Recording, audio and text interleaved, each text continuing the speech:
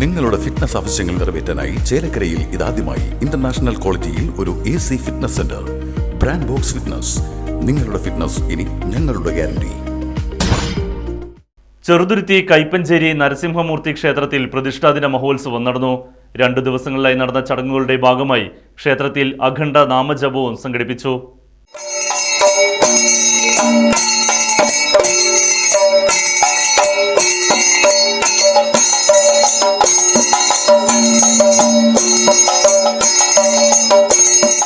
ചെറുതുരുത്തി നെടുമ്പുര കൈപ്പഞ്ചേരി നരസിംഹമൂർത്തി ക്ഷേത്രത്തിൽ ഫെബ്രുവരി 8-9 ദിവസങ്ങളിൽ നടന്നു വന്നിരുന്ന പ്രതിഷ്ഠാദിന മഹോത്സവവും അഖണ്ഡ നാമജപവും സമാപിച്ചു.